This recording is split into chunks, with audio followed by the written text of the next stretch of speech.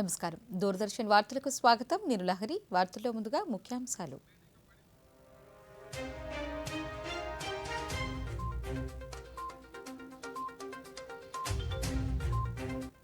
ఆత్మనిర్భర్ భారత్ లక్ష్య సాధనలో ఆంధ్రప్రదేశ్ కీలకమన్న కేంద్ర మంత్రి శివరాజ్ సింగ్ చౌహాన్. ఢిల్లీలో పలువురు కేంద్ర మంత్రులతో ముఖ్యమంత్రి చంద్రబాబు నాయుడు వరుస భేటీలు. రేపటి నుంచి శాసనసభ బడ్జెట్ సమావేశాలు. ఉభయ సభలను ఉద్దేశించి ప్రసంగించనున్న గవర్నర్ ఎస్ అబ్దుల్ నజీర్. ఒంగోలుకు చేరుకున్న CISF coastal cyclothon 2026. Cyber security దేశ భద్రతతో ముడిపడి ఉందన్న కేంద్ర హోంమంత్రి అమిత్ షా. ఇక వార్తల్లోని వివరాలను చూద్దాం. భారత రాష్ట్రపతి ద్రౌపది ముర్మును శిక్షణలో ఉన్న సివిల్ సర్వీస్ అధికారులు ఢిల్లీలో ఈరోజు గౌరవపూర్వకంగా కలిశారు. ఈ సందర్భంగా రాష్ట్రపతి దేశ ప్రగతి బాధ్యతలతో పాటు శిక్షణ కార్యక్రమాలను గురించి వారితో ముచ్చటించారు. రాష్ట్రపతిని కలిసిన వారిలో Indian civil account service, Indian defence account service, Indian post and telecom accounts and finance service, Indian railway management system accounts trainee అధికారులు ఉన్నారు. ప్రస్తుతం వీరంతా ఫరీదాబాద్లోని Arun Jaitley national institute of financial మేనేజ్మెంట్లో శిక్షణ తీసుకుంటున్నారు.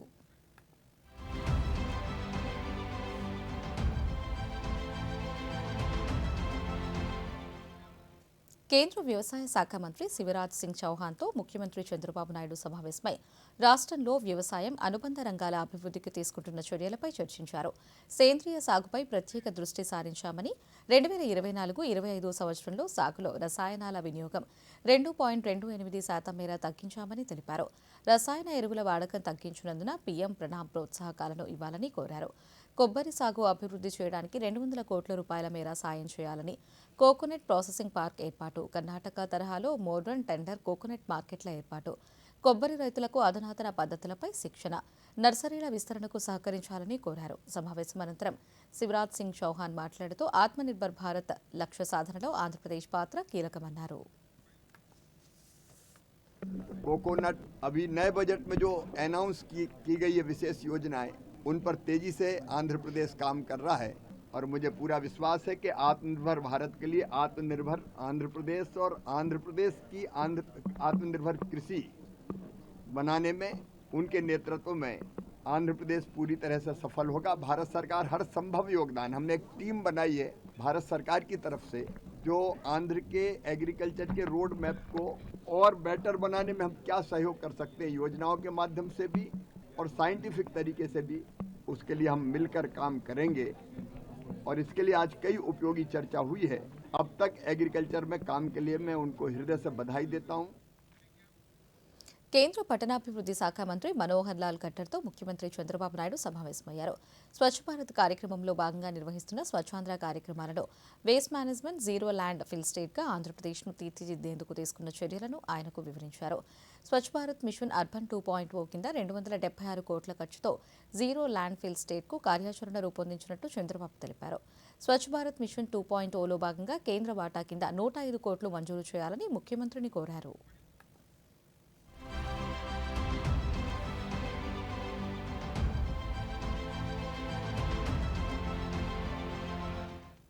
కేంద్ర రైల్వే శాఖ మంత్రి అశ్విని వైష్ణవ్తో ముఖ్యమంత్రి చంద్రబాబు నాయుడు సమావేశమయ్యారు.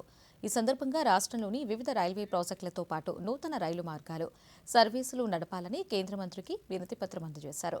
ఇటీవల బడ్జెట్లో ప్రకటించిన Hyderabad to Bengaluru, Hyderabad to Chennai, Chennai to Bengaluru high speed rail కారిడార్ల గురించి భేటీలో ప్రస్తావించారు. అలాగే రాష్ట్రం మీదుగా 3 హైస్పీడ్ రైళ్ల కారిడార్లను ప్రకటించడంపై కేంద్ర మంత్రికి ముఖ్యమంత్రి ధన్యవాదాలు తెలిపారు. మరోవైపు దక్షిణ కోస్తా రైల్వే జోన్ కార్యకలాపాలు ఏప్రిల్ 1 నుంచి ప్రారంభమయ్యేలా గెజెట్ నోటిఫికేషన్ విడుదల చేయాలని కేంద్ర మంత్రిని కోరారు.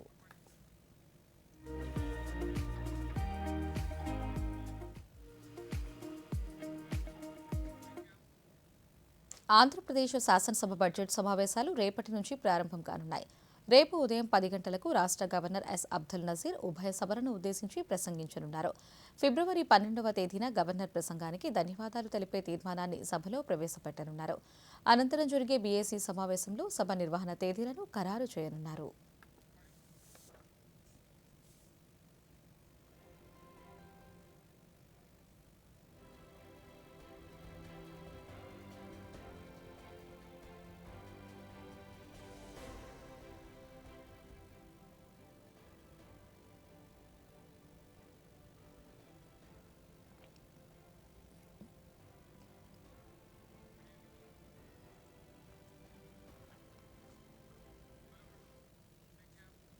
రాష్ట్ర గవర్నర్ ఎస్ అబ్దుల్ నజీర్ను ఆంధ్రప్రదేశ్ శాసనసభ స్పీకర్ చింతకాయల అయ్యన్న పాత్రుడు ఈరోజు లోక్ భవన్లో కలిశారు. రేపటి నుంచి శాసనసభ బడ్జెట్ సమావేశాలు ప్రారంభం కానున్న నేపథ్యంలో ఉభయ సభలను ఉద్దేశించి ప్రసంగించవలసిందిగా గవర్నర్ను ఆయన ఆహ్వానించారు.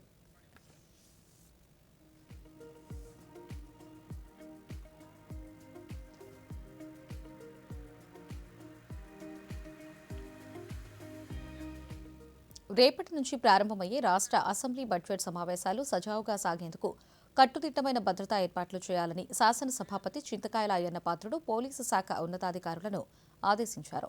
ఈరోజు అమరావతిలోని అసెంబ్లీ శాంతి భద్రతల ఏర్పాట్లపై పోలీసు ఉన్నతాధికారులతో సమీక్ష నిర్వహించారు. ఈ సందర్భంగా ఆయన మాట్లాడుతూ ప్రశాంత వాతావరణంలో బడ్జెట్ సమావేశాలు కొనసాగేలా పటిష్టమైన బందోబస్తు ఏర్పాట్లను చేయాలని డీజీపీ హరీష్ కుమార్ గుప్తాను ఆదేశించారు. అసెంబ్లీకి వచ్చే అన్ని మార్గాల్లో ట్రాఫిక్కు అంతరాయం లేకుండా తగిన చర్యలు తీసుకోవాలన్నారు. ఈ సమావేశంలో ఉపసభాపతి K Raghuramakrishnaraju, assembly secretary general Suryadevara Prasannakumar, ఇతర పోలీసు ఉన్నతాధికారులు పాల్గొన్నారు.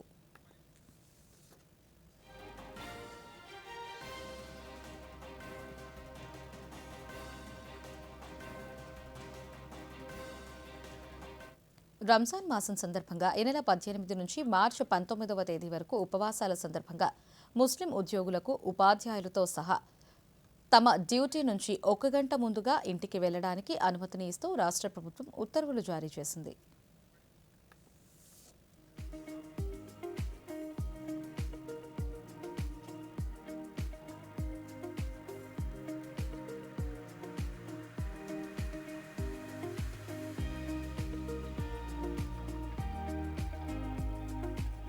మత్స్యకారుల సంక్షేమం కోసం ప్రభుత్వం పలు కార్యక్రమాలు అమలు చేస్తోందని రాష్ట్ర విద్యుత్ శాఖ మంత్రి గొట్టిపాటి రవికుమార్ తెలిపారు.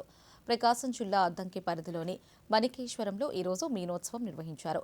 గుండ్లకమ్మ ప్రాజెక్టులో మంత్రి చేప పిల్లలను వదిలారు. ఈ సందర్భంగా రవికుమార్ మాట్లాడుతూ మత్స్యకారులకు రాయితీపై బోట్లు, వలలు, మోపెడ్లు అందిస్తున్నామని, మత్స్యకారులు వీటిని సద్వినియోగం చేసుకోవాలన్నారు.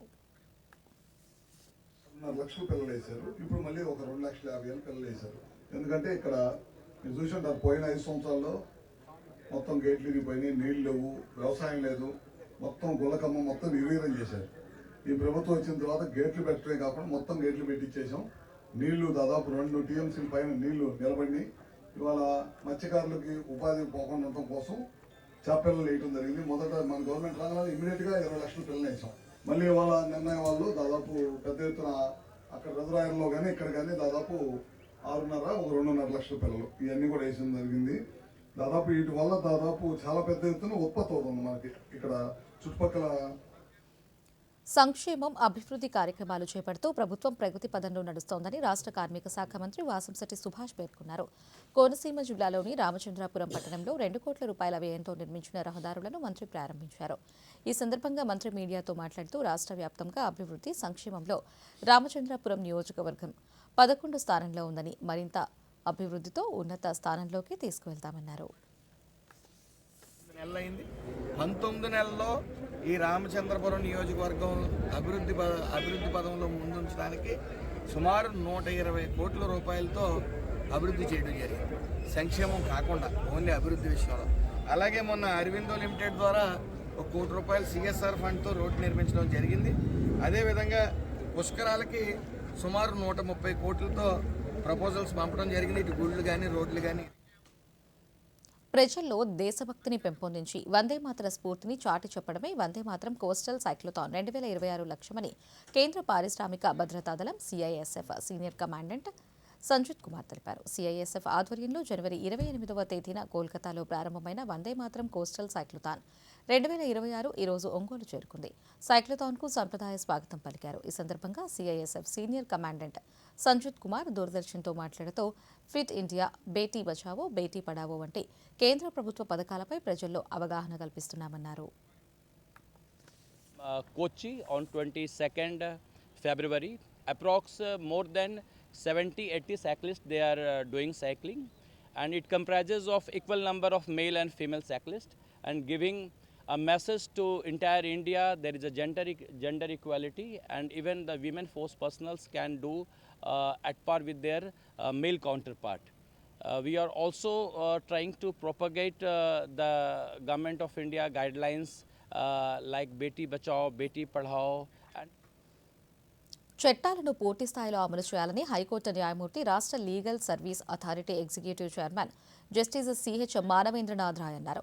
ఇంటర్నేషనల్ జస్టిస్ మిషన్, ఆంధ్రప్రదేశ్ రాష్ట్ర legal services authority, VIT AP school of law సంయుక్త ఆధ్వర్యంలో స్వేచ్ఛ, సమానత్వం, సామాజిక న్యాయం, వెట్టి చాకిరీ నిర్మూలనలో మన బాధ్యత అంశంపై ఈరోజు అమరావతిలోని విట్ యూనివర్సిటీలో ప్రత్యేక వర్క్షాప్ నిర్వహించారు. ఈ సందర్భంగా జస్టిస్ మానవేంద్రనాథ్ రాయ్ మాట్లాడుతూ చట్టాలు అమలు జరిగితేనే సమాజంలో రుగ్మతలను నిర్మూలించవచ్చన్నారు. వెట్టి చాకిరీ నిర్మూలనకు కృషి చేయాల్సిన బాధ్యత ప్రతి ఒక్కరిపై ఉందన్నారు. 1976లో ప్రవేశపెట్టిన బాండ్ అండ్ లేబర్ సిస్టమ్ చట్టం 50 ఏళ్లు పూర్తి చేసుకుందని, వెట్టి చాకిరీని నిర్మూలన చేయాలనే ఉద్దేశంతో ఈ చట్టం ఏర్పడిందన్నారు. The foundation document of our Indian democracy. Constitution ఒక రాజ్యాంగ హామీ ఇచ్చింది, దాన్నే కాన్స్టిట్యూషన్ ప్రామిస్ అని చెప్తాం. ఆర్థిక అసమానతను తొలగించి ప్రజలకి స్వేచ్ఛగా జీవించే హక్కుని, సమానత్వంగా తోటి పౌరులతో సమానంగా జీవించే హక్కుని, మిగతా హక్కుల్ని కూడా ప్రాథమిక హక్కులుగా మన రాజ్యాంగం గుర్తించి మనకి ఇచ్చింది. తిరుపతి జిల్లాలోని ప్రముఖ వాయులింగ క్షేత్రం శ్రీకాళహస్తి మహాశివరాత్రి బ్రహ్మోత్సవాలు ఈరోజు వైభవంగా ప్రారంభమయ్యాయి. భక్త కన్నప్ప ధ్వజారోహణంతో బ్రహ్మోత్సవాలను ప్రారంభించారు. శివనామస్మరణలతో ధ్వజారోహణ ఘట్టం జరిగింది. వేద పండితులు సంకల్ప పూజలు నిర్వహించారు. ఈ సందర్భంగా శ్రీకాళహస్తి శాసనసభ్యులు బొజ్జల సుధీర్ రెడ్డి మాట్లాడుతూ ఈ ఏడాది మహాశివరాత్రి వేడుకలు అత్యంత వేడుకగా నిర్వహించేందుకు అన్ని ఏర్పాట్లు పూర్తి చేశామన్నారు. రేపు స్వామివారి ధ్వజారోహణం, 15వ తేదీన శివరాత్రి, 16వ తేదీ రథోత్సవం, అదే రోజు రాత్రి తెప్పోత్సవం, ఇక 17న కళ్యాణోత్సవం అత్యంత వేడుకగా నిర్వహిస్తామన్నారు. ఒక్కొక్క రోజు ఒక్కొక్క కార్యక్రమం ఉంది కాబట్టి అవన్నీ వారికి చెప్తున్నాం. అవన్నీ కూడా ఎటువంటి ఇబ్బందులు లేకుండా చక్కగా అన్ని జరగాలని చెప్పి కోరుకుంటున్నాం. అంటే వచ్చే 14వ తేదీ నేను ఆనంద నారాయణ ఇద్దరం వచ్చి మరి స్వామివారికి బట్టలు ఇస్తాం. అంటే 15వ తేదీ మరి మహాశివరాత్రి రోజు ఆరోగ్యవంతమైన సమాజ స్థాపనకు న్యాయం, సహాయం సంఘాలు కృషి చేయాలని శ్రీకాకుళం జిల్లా గ్రామీణాభివృద్ధి సంస్థ పథక సంచాలకులు ఎం కిరణ్ కుమార్ పిలుపునిచ్చారు. ఈరోజు శ్రీకాకుళం జిల్లా గ్రామీణాభివృద్ధి శాఖ ఆహారం, పోషణ, ఆరోగ్యం, నీరు, పరిశుభ్రత కార్యక్రమాలపై ప్రత్యేక సదస్సు నిర్వహించారు. ఈ సందర్భంగా ఆయన మాట్లాడుతూ కేంద్ర, రాష్ట్ర ప్రభుత్వాలు అమలు చేస్తున్న సంక్షేమ అభివృద్ధి కార్యక్రమాలు ప్రజలకు చేరువ చేయడంలో స్వయం సహాయక సంఘాలు కీలక పాత్ర పోషిస్తున్నట్లు తెలిపారు. ఆరోగ్య సూత్రాలు చెబుతూ ఆరోగ్య భారత్, ఆరోగ్య ఆంధ్రప్రదేశ్ స్థాపనలో తమ వంతు కృషి చేస్తున్నట్లు ఆయన వివరించారు. వారి ఆరోగ్యంతో పాటు వారి కుటుంబ ఆరోగ్యం పైన కూడా అవగాహన కల్పించాలి. ఆ మంచి అలవాట్లను తెలుసుకునే ఉద్దేశంతో ఈ యొక్క కార్యక్రమం నిర్వహిస్తున్నాము. ఎంత ఆర్థికంగా నిలుక్కున్నా మంచి ఆరోగ్యం లేకపోతే ఏదైతే సంపాదించారో ఆ మొత్తం సంపాదన అంతా కూడా ఆరోగ్యానికి. యువ సామర్థ్యాలకు మై భారత్ పోర్టల్ వేదికగా నిలిచిందని విక్రమ్ సింహపురి విశ్వవిద్యాలయం రిజిస్టర్ కె సునీత అన్నారు. కేంద్ర ప్రభుత్వ ప్రవేశపెట్టిన బడ్జెట్ ప్రయోజనాలను యువత అందిపుచ్చుకునే సామర్థ్యంతో విశ్వవిద్యాలయం విస్తృత కార్యక్రమాలు నిర్వహించింది. ఈ సందర్భంగా రిజిస్టర్ ఈరోజు మై భారత్ పోర్టల్ రిజిస్ట్రేషన్పై రూపొందించిన కరపత్రాన్ని ఆవిష్కరించారు. ఈ సందర్భంగా ఆమె దూరదర్శన్తో మాట్లాడుతూ బడ్జెట్ ప్రయోజనాలు యువత తెలుసుకుని ఆయా రంగాలలో ఉపాధి, ఉద్యోగ అవకాశాలను అందిపుచ్చుకునే సామర్థ్యాలను పెంపొందించుకోవాలన్నారు. పుస్తకాలను అనుసరించి దీనికి క్విజ్ ప్రోగ్రామ్స్ కండక్ట్ చేస్తున్నారు. ఆ క్విజ్ ప్రోగ్రాంలో మెరుగైన ప్రదర్శన చేసిన వాళ్ళకి తర్వాత వచ్చి స్టేట్ లెవెల్లోనూ కాంపిటీషన్స్ పెడతారు. ఎస్ఏ రైటింగ్ కాంపిటీషన్స్ ఉంటాయి. ఎందుకు ఈ కార్యక్రమం చేపట్టడం అంటే యువతకి మన దేశ ఆర్థిక అభివృద్ధికి మూలమైనటువంటి బడ్జెట్లో కేటాయింపులు ఎలా ఉన్నాయి, ఏ రంగాల్లో ముందు ఎలాంటి ఉపాధి అవకాశాలు వస్తాయి అనేది ఒక గ్రౌండ్ ప్రిపరేషన్ అనేది ఉండాలి. యువత అనేది ఏదో వచ్చామా, ఒక కోర్స్ జాయిన్ అయినామా, వెళ్ళామా అన్నట్టు ఉండదండి. ఇప్పుడు యువత వచ్చి కొంచెం మంచిగా అవగాహన పెంచుకోవాలి. ఎక్కడ ఉపాధి మార్గాలు ఎక్కువ రా. వార్తల్లో చిన్న విరామం తీసుకుందాం.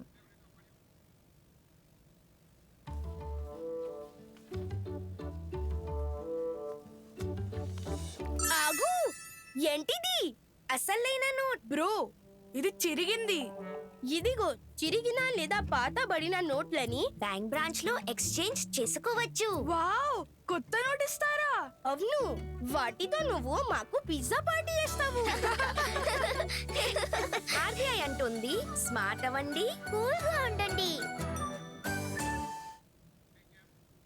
వార్తలకు తిరిగి స్వాగతం.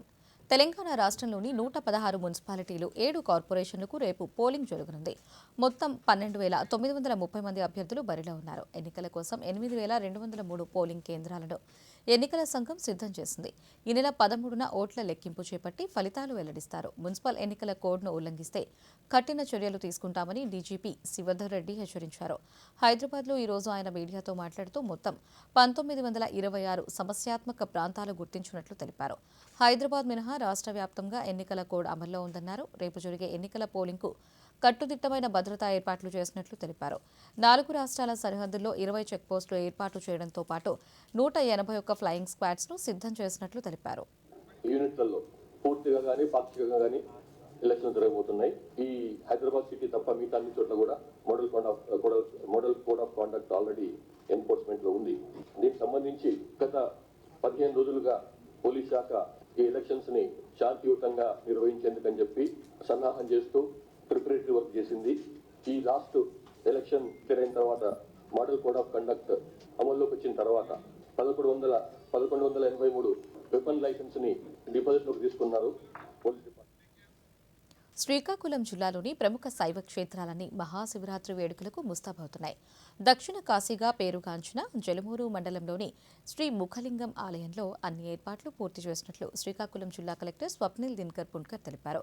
కలెక్టరేట్లో ఈ రోజు ఆయన వివిధ శాఖల అధికారులతో సమీక్ష నిర్వహించారు. భక్తులకు ఎటువంటి ఇబ్బందులు కలగకుండా కట్టుదిట్టమైన చర్యలు తీసుకోవాలని అధికారులను ఆదేశించారు. మన శివరాత్రి రోజున రావడానికి అవకాశం ఉంది కాబట్టి మొన్ననే ఒక 2 days బిఫోర్ సాటర్డేనా ఆనరబుల్ ఎమ్మెల్యే ఎస్పీ గారు నేను along with all the district officers concern మనకి టెంపుల్ దగ్గర ప్రాంగణంలో వెళ్ళడం జరిగింది. అక్కడ అన్ని క్యూ లైన్స్ ఎలా చేయాలి, అలాగే చక్రస్నానం అంటే 18 రోజున ఎలా ఏర్పాటు చేయాలి, అది అన్నీ అక్కడ ఆర్డర్స్ ఇవ్వడం జరిగింది. దీని మీద మళ్ళీ తిరిగి ఒక ఫాలోఅప్ మీటింగ్ ఈరోజు కలెక్టరేట్లో మనం పెట్టాం. దీంట్లో స్పెసిఫిక్గా క్యూ లైన్స్ పని రేపటి వరకు అయిపోవాలి, అది ఇన్స్ట్రక్షన్స్ ఇవ్వడం జరిగింది. ఇది కాకుండా ఒక ఫ్రీ దర్శన్, ఇంకొకటి 20 రూపీస్ దర్శన్, అలా అంటే సైన్ బోర్డ్స్ స్పెసిఫిక్గా పెట్టాలి. లాస్ట్ ఇయర్ క్యూ లైన్స్ కంటే అట్లీస్ట్ 3 దఫాలుగా పెట్టాలి. బికాస్ మనకి శ్రీశక్తి మంత్రాలయం నియోజకవర్గం పరిధిలోని సమస్యలను పరిష్కరించేందుకు తగిన చర్యలు తీసుకుంటామని కర్నూలు జిల్లా కలెక్టర్ డాక్టర్ ఏ సిరి దూరదర్శన్కు తెలిపారు. పెదకడబూరు మండల కేంద్రంలోని ప్రజా సమస్యలను తెలుసుకునేందుకు జిల్లా కలెక్టర్ ఈరోజు క్షేత్రస్థాయిలో పర్యటించారు. మండల కేంద్రంలోని ప్రాథమిక ఆరోగ్య కేంద్రాన్ని తనిఖీ చేసి వైద్య సేవలు అందిస్తున్న తీరును పరిశీలించి సిబ్బందికి పలు సూచనలు చేశారు. సమీప కాలనీ ప్రజలు త్రాగునీరు, డ్రైనేజ్, రోడ్డు సమస్యలను పరిష్కరించాలని కలెక్టర్ను కోరారు. సంబంధించిన ప్రతిపాదనలు సిద్ధం చేసి పంపించాలని కలెక్టర్ ఈ సందర్భంగా ఆర్డబ్ల్యూఎస్ అధికారిని ఆదేశించారు. ముఖ్యంగా ఇక్కడ ఏంటంటే మనకి వచ్చే ఓపీని చూసుకోవడం, అది ఈహెచ్ఆర్లో ఎంటర్ చేయడం, అంటే అట్ ఈచ్ లెవెల్ డాక్టర్ గారు కానీ, అటు ఫార్మసిస్ట్ కానీ, స్టాఫ్ నర్స్ కానీ, ల్యాబ్ టెక్నీషియన్ కానీ ఆ ఎంట్రీ ఎలా చేస్తున్నారు, కరెక్ట్గా అన్ని అంటే అందరి పేషెంట్స్వి ఆ రికార్డ్స్ అన్నీ కూడా మెయింటైన్ చేస్తున్నారా లేదా, ఎంటర్ చేస్తున్నారా కరెక్ట్గా లేదని చెక్ చేసాము. అలాగే వెక్టర్ బాండ్ డిసీజెస్, మనకి మలేరియా కానీ, డెంగ్యూ కానీ అసలు ఎన్ని కేసెస్ వచ్చాయి, వచ్చిన కేసు వస్తే ఎలా ఫాలోఅప్ చేస్తున్నారు.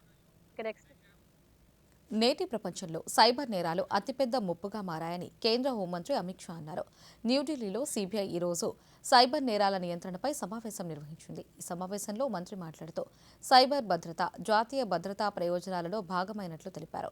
నేరస్తులు కొత్త టెక్నాలజీని ఉపయోగించి సైబర్ నేరాలకు పాల్పడుతున్న దృష్ట్యా ఈ నేరాలకు వ్యతిరేకంగా హోంమంత్రిత్వ శాఖ అనేక కార్యక్రమాలు ప్రారంభించిందన్నారు. సైబర్ నేరాలకు వ్యతిరేకంగా 14C ఒక ముఖ్యమైన వేదికగా మారిందన్నారు. జాతీయ భద్రతా ప్రమాణాల నేపథ్యంలో భాగంగా డిసెంబర్ 2025 నాటికి 1.2 మిలియన్ సిమ్ కార్డులు రద్దు చేసినట్లు తెలిపారు. प्रयास कर रहे हैं और ये पूरे प्रयास में सबकी अपनी अपनी एक भूमिका भी है, जिम्मेदारी है. हालांकि ऐसा कोई तकलीफ नहीं है, सभी के प्रयास एक ही दिशा में है. फिर भी सभी प्रयासों को जब तक अलाइन नहीं करते हैं, संरेखित नहीं करते हैं, हम इच्छित परिणाम प्राप्त नहीं कर सकते. और मुझे विश्वास है कि భారత్ నుండి 2027 నాటికి బోధకాల్ని పూర్తిగా నిర్మూలించాలని లక్ష్యంగా కేంద్ర ఆరోగ్య శాఖ మంత్రి జేపీ నడ్డా వార్షిక జాతీయ స్థాయిలో జనవరి ఔషధ పంపిణీ ప్రచారాన్ని ప్రారంభించారు. ఢిల్లీలో ఈ రోజు ఆయన ఆయా రాష్ట్రాల ఆరోగ్య మంత్రులు, ఉన్నతాధికారులతో వీడియో కాన్ఫరెన్స్ నిర్వహించారు. ఈ సందర్భంగా జేపీ నడ్డా మాట్లాడుతూ బోధకాలు వ్యాధి సంక్రమణను అరికట్టేందుకు ప్రజలంతా మందులు వేసుకునేలా చూడాలన్నారు.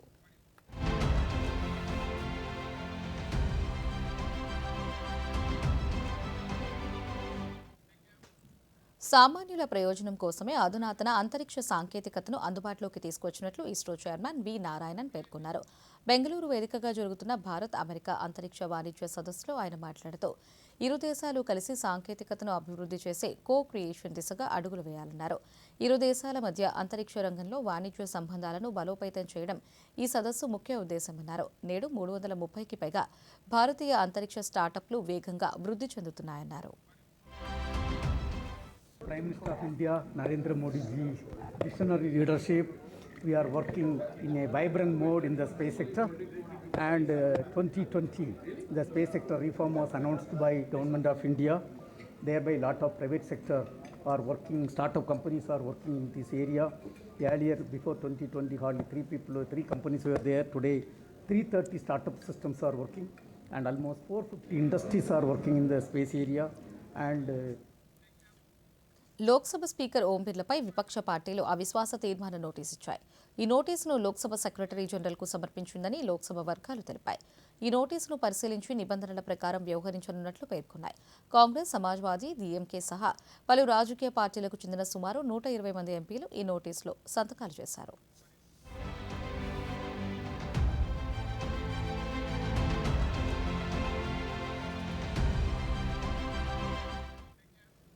కేంద్ర ఐటీ శాఖ మంత్రి అశ్విని వైష్ణవ్ అమెరికా రాయబారి సెర్గియో గోర్తో సమావేశమయ్యారు. ఈ భేటీలో సెమీ కండక్టర్లు, ఎలక్ట్రానిక్స్ తయారీతో పాటు వ్యూహాత్మక బంధాల బలోపేతంపై చర్చించారు. అలాగే రెండు దేశాల మధ్య సాంకేతిక అంశంతో పాటు కృత్రిమ మేధపై చర్చ జరిగింది. కాగా ఏఐ ఇంపాక్ట్ సమ్మిట్ 2026 ఈ నెల 16 నుండి 20 వరకు ఢిల్లీలోని భారత్ మండపంలో జరగనున్న నేపథ్యంలో ఈ సమావేశం ప్రాధాన్యత సంతరించుకుంది.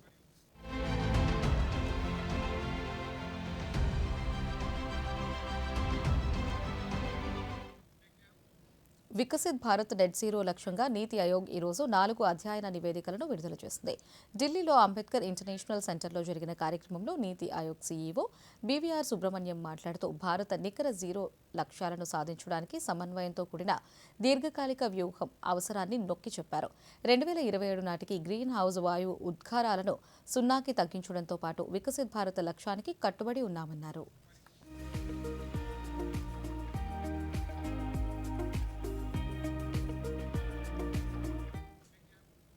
భారత్ ఇప్పటి వరకు 272 గిగావాట్ల పునరుత్పాదక ఇంధన సామర్థ్యాన్ని సాధించిందని కేంద్ర ఇంధన శాఖ మంత్రి ప్రహ్లాద్ జోషి తెలిపారు. రాజ్యసభ ప్రశ్నోత్తరాల సమయంలో సభ్యులు అడిగిన ప్రశ్నకు మంత్రి సమాధానమిస్తూ భారత్ ప్రపంచంలో 3వ అతిపెద్ద పునరుత్పాదక ఇంధన ఉత్పత్తిదారుగా అవతరించిందని పేర్కొన్నారు. గతంలో కేవలం 2.8 గిగావాట్లు ఉన్న సౌరశక్తి సామర్థ్యం ఇప్పుడు 136 గిగావాట్లకు గణనీయంగా పెరిగిందన్నారు. ప్రధానమంత్రి కుసుమ్ పథకం దేశవ్యాప్తంగా ప్రజలకు ప్రయోజనం చేకూరుస్తోందని ప్రహ్లాద్ జోషి తెలిపారు.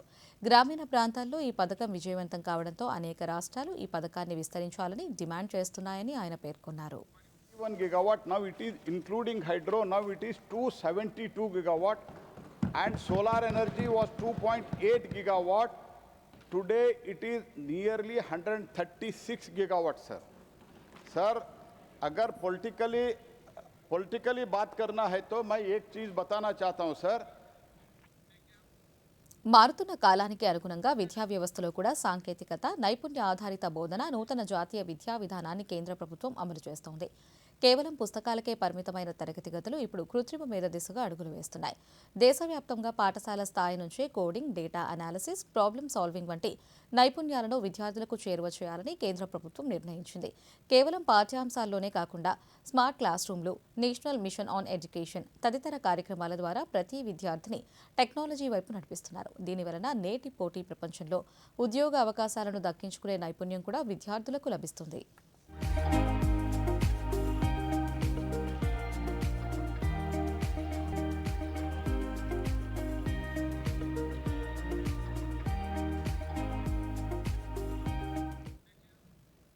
కేరళలోని తిరువనంతపురంలో స్థానిక పోలీస్ పరేడ్ గ్రౌండ్ వేదికగా కేరళ ఇంటర్నేషనల్ ఫోక్ ఫెస్టివల్ను ఘనంగా నిర్వహించారు. కేరళ ఫోక్లోర్ అకాడమీ ఆధ్వర్యంలో జరిగిన ఈ వేడుకల్లో భారతీయ జానపద కళలతో పాటు అంతర్జాతీయ కళాకారులు తమ ప్రతిభను చాటారు. ముఖ్యంగా కేరళకే సొంతమైన సీతాకాలి, మంగళం కాలి వంటి సంప్రదాయ కళారూపాలు ప్రేక్షకులను మంత్రముగ్ధులను చేశాయి.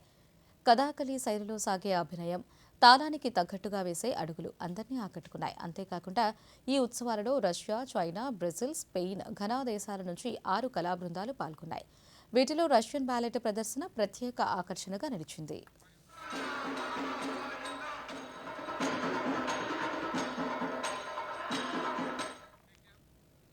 కొచ్చిలోని సీఎం ఎఫ్ఆర్ఐ మ్యూజియంలో భారీ బ్రైట్స్ వేల్ అస్థిపంజరం ప్రత్యేక ఆకర్షణగా నిలుస్తోంది. సరిగ్గా 2 ఏళ్ల క్రితం 2023లో కోజికోడ్ తీరానికి కొట్టుకొచ్చిన బ్రైట్స్ వేల్ అస్థిపంజరాన్ని ఇప్పుడు పూర్తి స్థాయిలో పునర్నిర్మించి ప్రజల సందర్శనార్థం ఉంచారు. దాదాపు 15 మీటర్ల పొడవున్న ఈ భారీ అస్థిపంజరాన్ని సిద్ధం చేయడం అంత సామాన్యమైన విషయం కాదు.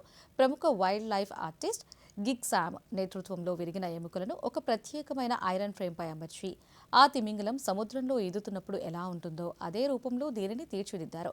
సముద్ర జీవాల గురించి పరిశోధనలు చేసేవారు, పర్యాటకులు ఈ భారీ తిమింగలం అస్థిపంజరాన్ని చూడడానికి ఎంతో ఆసక్తి చూపుతున్నారు.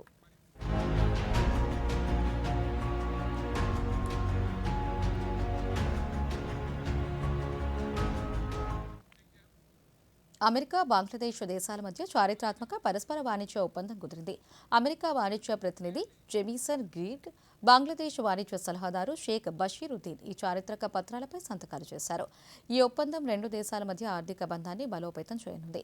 బంగ్లాదేశ్ నుంచి అమెరికాకు ఎగుమతి అయ్యే వస్తువులపై సుంకాల టారిఫ్ను 19% తగ్గించారు.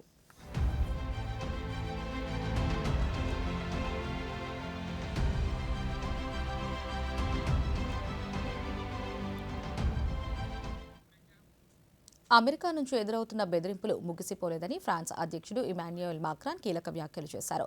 యూరోపియన్ యూనియన్ అప్రమత్తంగా ఉండాలని ఆయన సూచించారు. ఉద్రిక్తతలు తగ్గినప్పటికీ గ్రీన్లాండ్ను కొనుగోలు చేస్తామన్న ప్రతిపాదనలు అమెరికా వ్యూహంలో భాగమని మాక్రాన్ ఒక ఇంటర్వ్యూలో పేర్కొన్నారు.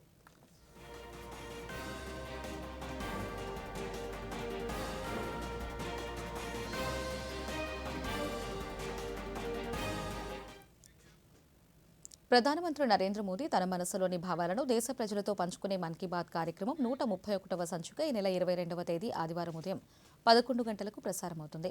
ప్రజలు తమ అభిప్రాయాలను నమో యాప్ ద్వారా కానీ స్వర సందేశాలను 1800117800 నెంబర్కు ఈ నెల 20వ తేదీలోగా పంపవచ్చు. అలాగే www.mygov.in వెబ్సైట్ ద్వారా కానీ 1922 నెంబర్కు మిస్డ్ కాల్ ఇవ్వడం ద్వారా తిరిగి మన మొబైల్కు వచ్చే సంక్షిప్త సందేశంలోని లింక్ ద్వారా కూడా అభిప్రాయాలను తెలియజేయవచ్చు. ఆకాశవాణి సమన్వయంతో దూరదర్శన్ ఛానళ్లు మన్ కీ బాత్ కార్యక్రమాన్ని ప్రసారం చేస్తాయి. ఈ కార్యక్రమ తెలుగు అనువాదం వెనువెంటనే దూరదర్శన్ సప్తగిరిలో ప్రసారమవుతుంది.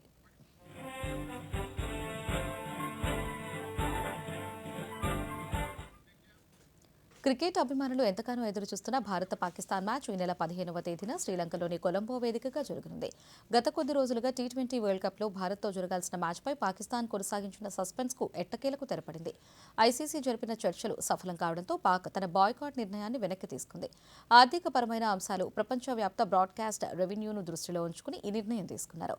ప్రపంచవ్యాప్తంగా కోట్ల మంది అభిమానులు ఎదురుచూసే ఈ దాయాదుల పోరు జరగనుండటంతో క్రీడాభిమానులలో ఎంతో ఉత్కంఠ ఏర్పడింది.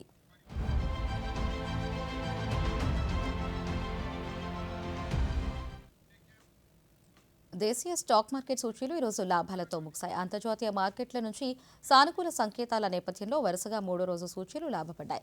ఉదయం 84,210 పాయింట్ల వద్ద లాభాలలో ప్రారంభమైన సెన్సెక్స్ రోజంతా లాభాలలోనే కొనసాగింది. ఇంటర్డేలో 84,482 వద్ద గరిష్టాన్ని తాకిన సూచీ చివరికి 208 పాయింట్ల లాభంతో 84,273 వద్ద స్థిరపడింది. నిఫ్టీ 67 పాయింట్ల లాభంతో 25,935 వద్ద ముగిసింది. డాలర్తో పోలిస్తే రూపాయి మారకం విలువ ₹90.57 పైసలుగా నమోదైంది.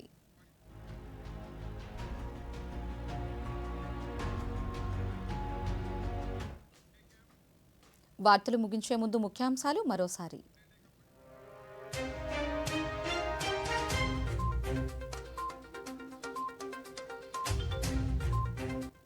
ఆత్మనిర్భర్ భారత్ లక్ష్య సాధనలో ఆంధ్రప్రదేశ్ కీలకమన్న కేంద్ర మంత్రి శివరాజ్ సింగ్ చౌహాన్. ఢిల్లీలో పలువురు కేంద్ర మంత్రులతో ముఖ్యమంత్రి చంద్రబాబు నాయుడు వరుస భేటీలు. రేపటి నుంచి శాసనసభ బడ్జెట్ సమావేశాలు. ఉభయ సభలను ఉద్దేశించి ప్రసంగించనున్న గవర్నర్ ఎస్ అబ్దుల్ నజీర్. ఒంగోలుకు చేరుకున్న CISF coastal cyclothon 2026. Cyber security దేశ భద్రతతో ముడిపడి ఉందన్న కేంద్ర హోంమంత్రి అమిత్ షా. ఈ వార్తలు ఇంతటితో సమాప్తం. నమస్కారం.